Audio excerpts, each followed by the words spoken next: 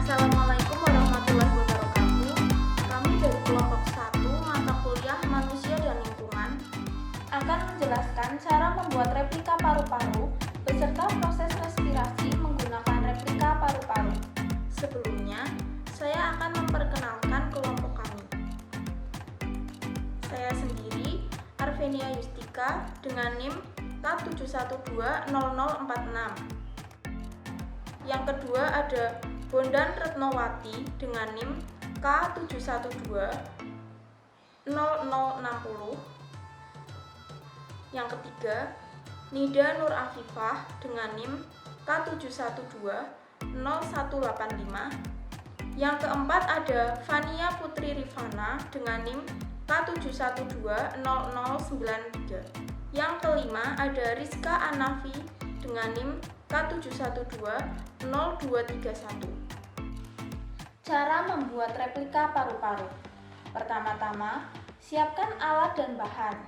1 botol ukuran 1,5 liter, plastisin secukupnya, 1 paku, gunting, 2 karet, 3 balon, 2 sedotan, isolasi secukupnya, dan tembakan lem tembak.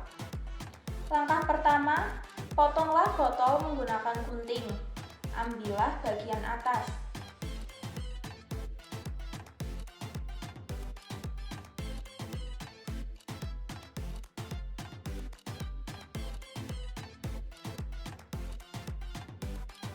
Setelah itu, ambil tutup botol, lalu lubangi menggunakan paku.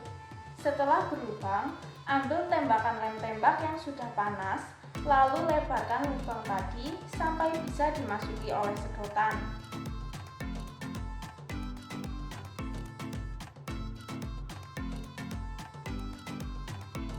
Selanjutnya, ambil salah satu sedotan, lalu gunting bagian ujung sampai membentuk huruf V.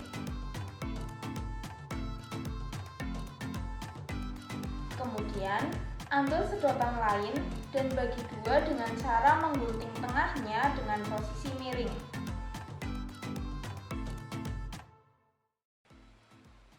Satukan ketiga sedotan menggunakan isolasi. Pastikan tidak ada kebocoran di antara sambungan-sambungan sedotan.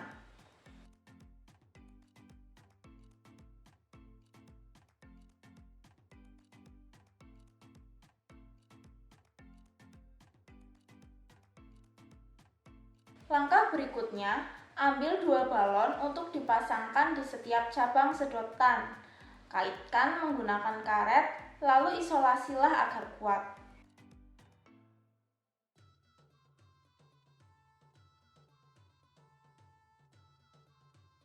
Masukkan sedotan yang sudah dikaitkan dengan balon ke dalam botol tadi.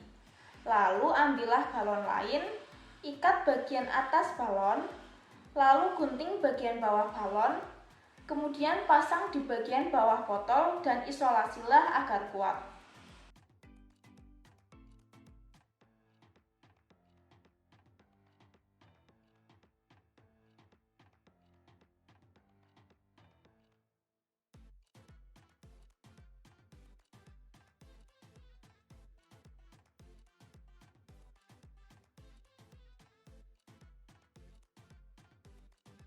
Tahap terakhir adalah memasangkan plastisin di bagian atas pertemuan sedotan dengan tutup botol agar tidak ada kebocoran.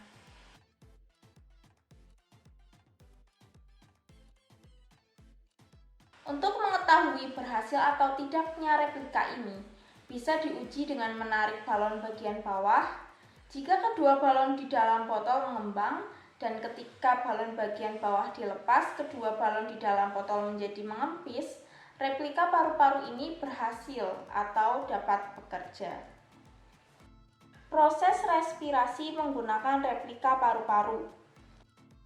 Sebelum saya menjelaskan cara kerja replika paru-paru ini, saya akan menyebutkan bagian-bagiannya. Ujung sedotan berperan sebagai rongga hidung, panjang sedotan sebagai tenggorokan, 2 cabang sedotan di bagian dalam botol sebagai bronkus, 2 balon yang berada di dalam botol berperan sebagai paru-paru dan di dalamnya terdapat bronchiolus dan juga alveolus.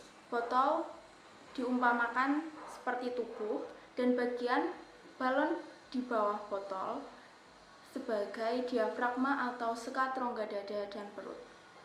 Respirasi terdiri dari dua proses, yaitu inspirasi atau mengambil nafas atau mengambil oksigen dan juga ekspirasi atau mengeluarkan karbon dioksida. Ketika balon di bagian bawah botol yang diumpamakan sebagai diafragma ditarik, maka balon yang berada di dalam akan mengembang. Hal ini karena udara yang ada di luar masuk ke dalam paru-paru. Hal ini bisa terjadi karena tekanan udara di dalam botol berkurang, sedangkan tekanan udara di luar atau udara bebas itu tetap atau bertambah, atau bisa dikatakan menjadi lebih besar, sehingga udara di luar botol masuk ke dalam kedua balon yang berada di dalam botol atau yang diumpamakan sebagai paru-paru, sehingga paru-paru mengembang. Hal ini disebut dengan proses inspirasi atau masuknya oksigen ke dalam paru-paru. Pada saat balon bagian bawah botol tidak ditarik atau datar, menandakan diafragma itu datar juga, sehingga balon yang berada di dalam botol atau yang diumpamakan sebagai paru-paru akan mengempis. Hal ini disebabkan karena tekanan dalam botol lebih besar dan tekanan udara dari luar mengecil atau berkurang, sehingga udara dalam balon yang berada di dalam botol mengeluarkan udara yang membuatnya mengempis. Proses ini disebut dengan ekspirasi atau mengeluarkan karbon dioksida. Ketika balon bagian bawah ditarik dan kedua balon yang diumpamakan sebagai paru-paru akan mengembang karena terisi oleh udara. Sedangkan ketika balon bagian bawah botol dilepas, kedua balon yang diumpamakan sebagai paru-paru akan mengempis karena udara di dalamnya keluar. Sekian video dari kelompok kami, kurang lebihnya mohon maaf. Wassalamualaikum warahmatullahi wabarakatuh.